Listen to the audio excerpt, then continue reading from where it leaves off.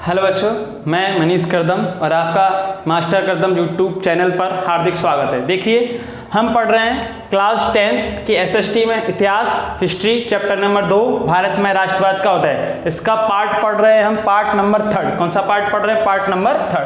तो part number 1 में मैंने आपको गांधी जी के बारे में बताया, पार्ट नंबर 2 में मैंने आपको गांधी जी के द्वारा चलाए हुए सत्याग्रह को बताया और इससे बाद की कहानी पढ़ेंगे हम पार्ट नंबर 3 में। तो देखिए बच्चों, चंपारण सत्याग्रह आपका 1917 में हुआ, अहमदाबाद मिल सत्याग्रह आपका 1918 में किया गया, खेड़ा सत्याग्रह 1918 में किया गया। हुआ क्या, जब सब आंदोलन सत्याग्रह समाप्त कर दिए गए तो अंग्रेज आते हैं गांधी जी के पास। तो अंग्रेज गांधी जी से बोलते हैं कि गांधी जी, हमने आपके चंपारण सत्याग्रह में आपकी मदद की, अहमदाबाद मिल सत्याग्रह में आपकी मदद की, अब आपकी बारी है हमारी मदद करना। तो गांधी जी कहते हैं अंग्रेजों से, बताइए मैं आपके लिए क्या कर सकता हूं।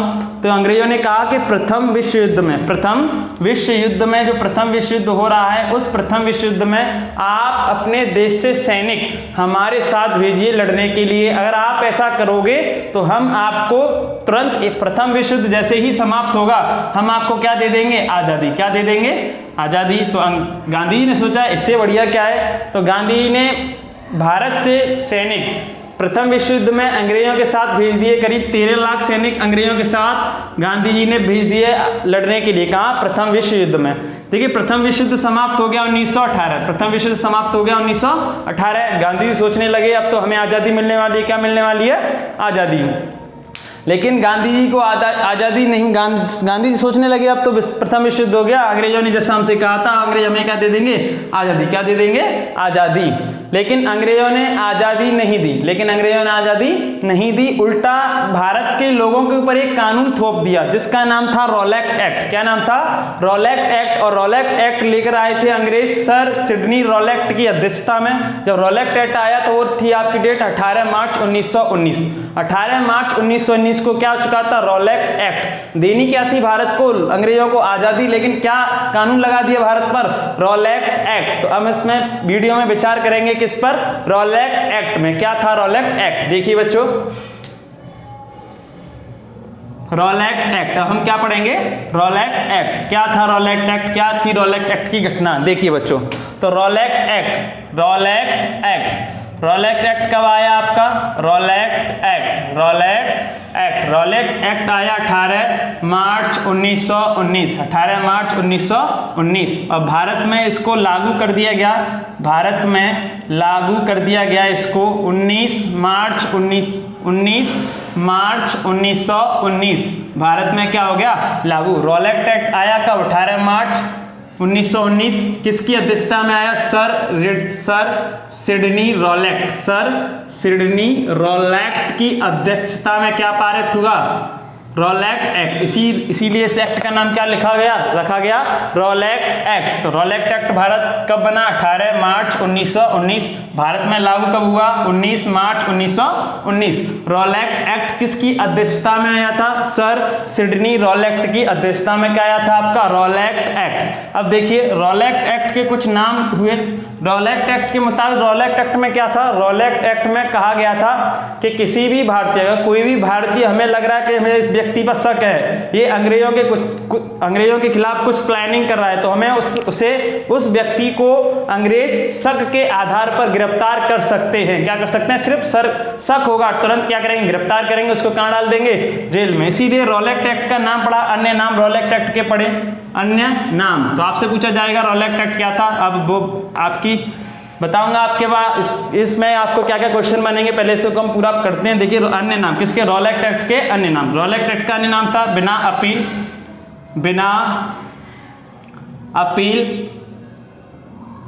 बिना दलील, बिना वकील का कानून। तो रॉलेट एक्ट को क्या कहा? क्या किन किन नामों से जाना गया? बिना अपील, बिना दलील, बिना वकील का कानून। एक नाम और था इसका जो प्रसिद्ध था, जिसके कहा गया काला कानून। क्या कहा गया? काला कानून। इसके तहत क्या था? अंग्रेजों को जैसे ही भारतीय व्यक्ति को किसी पर शक होता था, उसे तुरंत क्या करते थे? गिरफ्तार करते, उसे क्या डाल देते थे? जेल में। इसीलिए इसके क्या नाम रखे गए? बिना अपील, बिना दलील, बिना वकील का कानून। अन्य नाम क्या था इसका? काला कानून। तो रॉलेट एक्ट किसकी अध्यक्षता में आया था? Sir Sydney Rowlatt. कब आया था? 18 मार्च 1919। भारत में लागू कब हुआ? 19 मार्च 1919। अन्य नाम क्या थे? बिना अपील, बिना दलील, बिना वकील का कानून। अन्य एक और नाम क्या था इसका? काला कानून। अब देखिए रॉलेट एक्ट का हो रहा था विरोध। रॉलेट एक्ट का क्या हो रहा था? विरोध। तो रॉलेट एक्ट का विरोध हम देखते हैं दो स्थानों पर। कहाँ देखते हैं? दो स्थानों पर। तो इतना आपको समझ में आया। आप देखेंगे रॉलेट एक्ट का विरोध। रॉलेट एक्ट का विरोध हो रहा था, एक तो हो रहा था दिल्ली में और एक हो रहा था पंजाब में। कहाँ हो रहा था? दिल्ली और पंजाब में। देखिए आगे रॉलेट एक्ट का क्या देखेंगे हम? विरोध। क्या देखेंगे? विरोध। तो आपसे क्वेश्चन पूछा जाएगा आपके बोर्ड एग्जाम में कि रॉलेट एक्ट को विस्तार से समझाइए। तो पहले तो आपको ये लिखना होगा, उसके आगे देखिए अब हम क्या देखेंगे? रॉलेट एक्ट का विरोध। रॉलेट एक्ट का विरोध। रॉलेट एक्ट कब आया? 18 मार्च 1919 को। तब रॉलेट एक्ट का विरोध देखेंगे। क्या देखेंगे हम? विरोध। रॉलेट एक्ट का विरोध। रॉलेट एक्ट का विरोध हो रहा था आपके दो स्थानों पर। एक हो रहा था दिल्ली में। कहाँ हो रहा था? दिल्ली में। और एक हो रहा था आपका पंजाब में। कहाँ हो रहा था? पंजाब में। एक था स्थान आपका दिल्ली, एक स्थान था आपका पंजाब, जहां क्या हो रहा था? रॉलेट एक्ट का विरोध। तो दिल्ली में जो रॉलेट एक्ट का विरोध कर रहे थे उन व्यक्ति वो थे आर्य समाज के नेता, जो आर्य समाज के नेता थे, आर्य समाज के नेता। और पंजाब में जो विरोध कर रहे थे उनका नाम था doctor Satyapal, doctor Satyapal, doctor Satyapal. और एक का नाम था डॉक्टर सैफुद्दीन किचलू। क्या नाम था? सैफुद्दीन किचलू, सैफुद्दीन किचलू और डॉक्टर सत्यपाल। तो हम क्या देख रहे हैं? रॉलेट एक्ट का विरोध। क्या देख रहे हैं? रॉलेट एक्ट का विरोध। तो रॉलेट एक्ट का विरोध कहाँ हो रहा था? दिल्ली में। कहाँ हो रहा था? दिल्ली में। और कहाँ हो रहा था? पंजाब में। कहाँ? पंजाब में। आर्य समाज में जो कर रहे थे उनका नाम था श्रद्धानंद स्वामी। क्या नाम था? श्रद्धानंद स्वामी। श्रद्धानंद स्वामी जो कौन थे? आर्य समाज के नेता थे, जो क्या कर रहे थे? विरोध। किसका? रॉलेट एक्ट का विरोध कर रहे थे। कहाँ कर रहे थे? दिल्ली में। पंजाब में कौन कर रहा था? डॉक्टर सत्यपाल और सैफुद्दीन किचलू क्या कर रहे थे? विरोध। तो पंजाब में डॉक्टर सत्यपाल और सैफुद्दीन किचलू के द्वारा कहा गया कि अंग्रेजों ने भारतीय लोगों के ऊपर रॉलेट एक्ट लगाया है, तो हम पंजाब में, इनके द्वारा पंजाब में कह दिया कि हम पंजाब में लगाएंगे पंजाब एक्ट। क्या लगाएंगे? पंजाब एक्ट। ये किसके द्वारा कह दिया गया? अंग्रेजों के द्वारा। हम पंजाब में क्या लाएंगे? पंजाब एक्ट। तो दिल्ली रॉलेट एक्ट का विरोध कहाँ देखा हमने? दिल्ली में देखा और पंजाब में देखा। दिल्ली में कौन कर रहे थे? श्रद्धानंद स्वामी आर्य समाज के नेता। पंजाब में डॉक्टर सत्यपाल और सैफुद्दीन किचलू, इन दोनों के द्वारा पंजाब में कौन सा एक्ट लगाया था? पंजाब एक्ट। रॉलेट एक्ट के तहत जो अंग्रेज लोग भारतीय लोगों को मार रहे थे, तो अब इन दोनों के द्वारा पंजाब एक्ट बनाया गया और पंजाब में पंजाब एक्ट के द्वारा लोग अंग्रेजों को मारने लगे। किनको मारने लगे? अंग्रेजों को मारने लगे। इतना समझ में आया? और ये पंजाब में ये सब कुछ घटना देखकर, पंजाब एक्ट की ये सारी घटना देखकर जो सर सिडनी रॉलेट थे, कौन? सर सिडनी रॉलेट ने पंजाब में 2 पुलिस अधिकारियों की ड्यूटी तैनात की, जिनमें से एक था गवर्नर और एक था लेफ्टिनेंट। कौन था? गवर्नर और लेफ्टिनेंट। देखिए कहाँ? पंजाब में। कहाँ आते हैं वो? पंजाब में। पंजाब में क्यों आते हैं वो लोग? क्योंकि पंजाब में इन दोनों के द्वारा क्या कर दी थी? पंजाब एक्ट की शुरुआत। जो पंजाब एक्ट के द्वारा अंग्रेजों को मारने लगे थे, कौन मारने लगे थे पंजाब एक्ट के द्वारा? तो सर सिडनी रॉलेट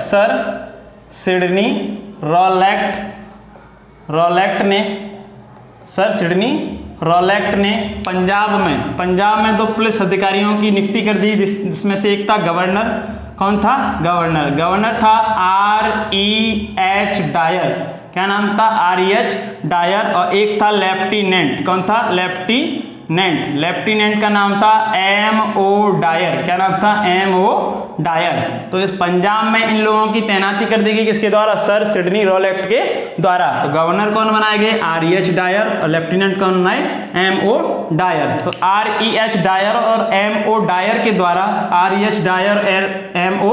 डायर के द्वारा पंजाब में, कहाँ? पंजाब में इन दोनों ने 297 लोगों को मार दिया। कितने लोगों को मार दिया? 297 लोगों को मार दिया इन लोगों ने, REH डायर और MO डायर के द्वारा पंजाब में कितने लोगों को मार दिया गया, भारतीय पंजाबियों को कितने मार दिया गया, 297 लोगों को मारा गया किसके द्वारा, REH डायर और MO डायर के द्वारा। और इन दोनों को कर लिया गया गिरफ्तार। क्या कर लिया, गिरफ्तार कर लिया गया। इतना समझ में आ गया। अब देखिए आगे क्या होता है, आगे क्या घटना हुई। तो REH डायर और MO डायर के द्वारा पंजाब में 297 लोगों को मार दिया गया और डॉक्टर सत्यपाल और सैफुद्दीन किचलू को बना लिया गया बंदी। क्या बना लिया, बंदी।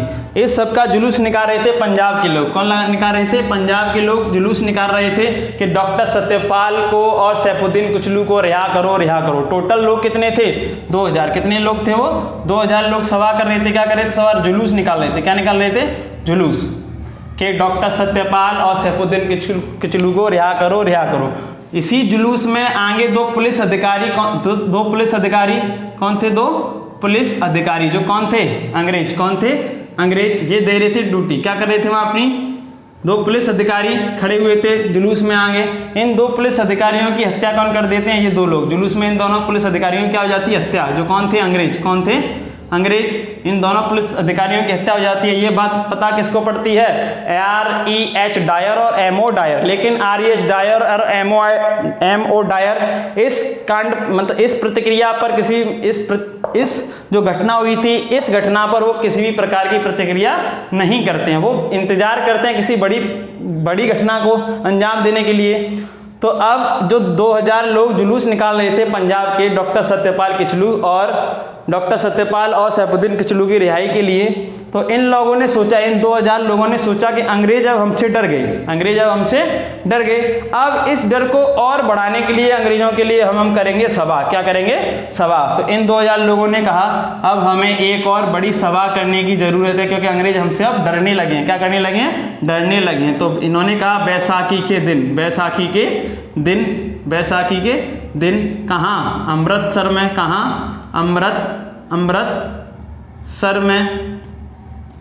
अमृतसर में 13 अप्रैल 1919 को क्या करेंगे हम, बड़ी सभा। क्या करेंगे, बड़ी सभा। और अंग्रेजों की बना देंगे चटनी। क्या बना देंगे अंग्रेजों की, चटनी। तो 2000 लोगों ने जुलूस निकाला डॉक्टर सत्यपाल और सैफुद्दीन किचलू की रिहाई के लिए। उस जुलूस में दो पुलिस अधिकारियों की मृत्यु हो गई। ये कौन थे, अंग्रेज। ये बात REH डायर और MO डायर को पता पड़ती है, लेकिन वो कुछ नहीं करते हैं। फिर भारतीय लोगों को लगता है, पंजाबियों को लगता है कि अंग्रेज अब हमसे डर गए। अब पंजाबी लोग सोचते हैं कि अब इस डर को और बढ़ाना है, तो हम क्या करेंगे, सभा। बैसाखी के दिन हम क्या करेंगे, सभा।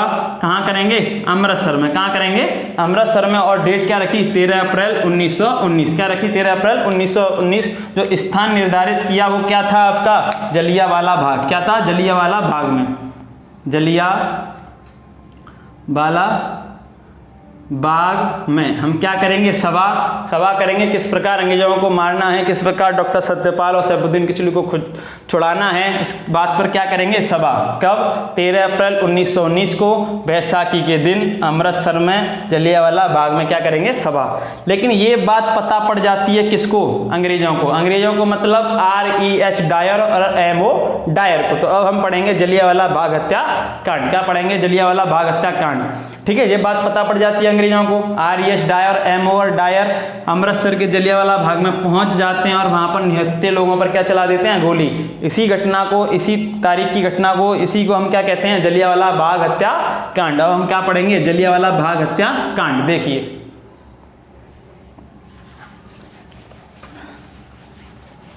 ये सब किसके लिए हो रहा था, रॉलेट एक्ट। ये सबकी जो आधार था कौन था, रॉलेट एक्ट। अगर रॉलेट एक्ट ना होता तो जलियांवाला बाग हत्याकांड ना हो रहा होता। तो हम क्या पढ़ेंगे, जलियांवाला बाग हत्याकांड। जलियांवाला बाग हत्याकांड, जलियांवाला बाग हत्याकांड जो कब हुआ था, 13 अप्रैल 1919। कब हुआ था, 13 अप्रैल 1919। 13 अप्रैल 1919 किस दिन हुआ था, बैसाखी के दिन। कब हुआ था, बैसाखी के दिन। बैसाखी के दिन यहाँ लोग सभा कर रहे थे अंग्रेजों से किस प्रकार डॉक्टर सत्यपाल और सैफुद्दीन किचलू को छुड़ाया जाए, लेकिन यहाँ कौन आ जाते हैं, REH डायर, कौन आ जाते हैं, REH डायर, और कौन पदार्थ जाते हैं, MO डायर, MO डायर। अब देखिए ये क्या करते हैं, ये आ जाते हैं। अब भारतीय लोगों को पता पड़ गई कि REH डायर और MO डायर आ चुके हैं। अब ये लोग REH डायर MO डायर को ऑर्डर देता है। बस भारतीय लोग जलियांवाला बाग में जो सभा कर रहे थे उनसे कहता है 3 सेकंड के लिए भाग जाओ भाग जाओ भाग जाओ, बस इतना कहता है। उसके बाद REH डायर MO डायर के कंधे पे रखता है हाथ, 1 2 3, और MO डायर क्या कर देता है, फायर, क्या कर देता है, फायर, और लोगों की क्या हो जाती है, यहाँ मृत्यु क्या हो जाती है, लाखों लोग मारे जाते, कई लोग मारे जाते हैं। और ये हो जाती है जलियांवाला बाग हत्याकांड की घटना। कब हो जाती है, 13 अप्रैल 1919। जब जलियांवाला बाग हत्याकांड की घटना हो रही होती है तो गांधी जी थे हरियाणा में। कहाँ थे गांधी जी, हरियाणा में। तो आपसे पूछा जाएगा हरियाणा के पलवल में, कहाँ, हरियाणा के पलवल में। कहाँ थे गांधी जी, हरियाणा के पलवल में। तो जलियांवाला बाग हत्याकांड 13 अप्रैल 1919 बैसाखी के दिन। अब देखिए इतनी सारी घटना हो जाती है। अब इस जलियांवाला बाग हत्याकांड की होती है जांच। जलियांवाला बाग हत्याकांड की क्या होती है, जांच। तो जांच के लिए 2 कमेटी बनाई जाती है। क्या बनाई जाती है, 2 कमेटी। तो हम कमेटियों को पढ़ेंगे। देखिए क्या पढ़ेंगे, कमेटियों को। तो जलियांवाला बाग हत्याकांड में जब ये हत्याकांड हो जाती है तो क्या बनाई जाती है, जांच कमेटी। क्या बनाई जाती है, जांच कमेटी। क्या बनाई जाती है, जांच कमेटी। एक जांच कमेटी अंग्रेजों के द्वारा बनाई जाती है और एक जांच कमेटी बनाई जाती है भारतीय मदन मोहन मालवीय के द्वारा। मदन मोहन मालवीय के द्वारा जांच कमेटी बनाई जाती है। तो एक अंग्रेजों के द्वारा कमेटी बनाई, उसका नाम रखा गया हंटर कमेटी। क्या रखा गया, हंटर कमेटी। इसमें 3 अंग्रेज शामिल थे। 3 कौन थे शामिल, अंग्रेज शामिल थे, और 5 थे इसमें भारतीय शामिल। इस जांच कमेटी में कितने भारतीय शामिल थे, 5। और एक बनाई जाती है आपकी तहकीकात कमेटी। तहकीकात कमेटी। इसमें थे आपके अध्यक्ष मदन मोहन मालवीय। किसके द्वारा बनाई थी, मदन मोहन मालवीय। ये किसके द्वारा बनाई गई, मदन मोहन मालवीय के द्वारा। हंटर कमेटी के अनुसार कहा गया कि 379 लोगों की मृत्यु हुई है, और 1200 लोग घायल हुए हैं इस हत्याकांड में। जलियांवाला बाग हत्याकांड में हंटर कमेटी बनाई गई, जिसके द्वारा किसके द्वारा बनाई गई थी, अंग्रेजों के द्वारा। जिसमें कहा गया 379 लोग की मृत्यु हुई है, 1200 लोग घायल हुए। लेकिन तहकीकात कमेटी के अध्यक्ष कौन थे, भारतीय थे, मदन मोहन मालवीय। मदन मोहन मालवीय के द्वारा कहा गया 1000 लोगों की मृत्यु हुई है। 1000 लोगों की क्या हुई है, मृत्यु हुई है, और 3000 लोग घायल हुए हैं। 3000 लोग क्या हो गए, घायल। किसमें, जलियांवाला बाग हत्याकांड में। तो आपको समझ में आया होगा पूरा जलियांवाला हत्याकांड। जलियांवाला बाग हत्याकांड कहाँ हुआ था, पंजाब के अमृतसर में। कहाँ हुआ था, पंजाब के अमृतसर में। कब हुआ था, 13 अप्रैल 1919। कब हुआ था, बैसाखी के दिन। अंग्रेज, ये कौन था गवर्नर, ये कौन था, लेफ्टिनेंट REH डायर और MO डायर। तो REH डायर ने क्या दिया था ऑर्डर, किसको, MO डायर को। किसको, MO डायर को। जब मुझे जांच सारी घटना हो चुकी थी तो इसकी जांच के लिए क्या थी, जांच कमेटी बनी थी। तो एक बनी थी हंटर कमेटी अंग्रेजों के द्वारा, 3 अंग्रेज शामिल थे, 5 भारतीय शामिल थे। हंटर कमेटी के अनुसार कहा गया 379 लोगों की मृत्यु हुई है, 1200 लोग घायल हुए हैं। तहकीकात कमेटी का कहना था, जिसके अध्यक्ष कौन थे, मदन मोहन मालवीय, कि 1000 लोगों की मृत्यु हुई है, 3000 लोग घायल हुए हैं। तो आपको समझ में आया ये जलियांवाला बाग हत्याकांड। और इससे हम आगे पढ़ते हैं। देखिए आगे, इसके आगे का भाग हम पढ़ेंगे पार्ट नंबर 4 में। कब, पार्ट नंबर 4 में असहयोग आंदोलन क्या था, चौरी चौरा हत्याकांड क्या था, सविनय अवज्ञा आंदोलन क्या था, असहयोग आंदोलन, सब कुछ इसका पढ़ेंगे पार्ट नंबर 4 में। उसके बाद आपका क्या हो जाएगा, ये चैप्टर फिनिश। तो आपको समझ में आया होगा बच्चों, ठीक है। पढ़ते रहिए और चैनल को सब्सक्राइब कीजिए। मास्टर कदम चैनल का नाम क्या है, मास्टर कदम। अब आप नो टेंशन हो जाइए, क्योंकि आप SST किस पर पढ़ रहे हो, मनीष करदम पर। किस पर पढ़ रहे हो, मनीष करदम पर। नो टेंशन होके पढ़िए बिल्कुल। आपको आपकी बुक से 50% एक्स्ट्रा ज्ञान दिया जाएगा। 50% क्या, 100% एक्स्ट्रा। आपकी बुक में ये सब कुछ नहीं होगा जो आपको मैं पढ़ाऊंगा, ठीक है। पढ़ते रहिए।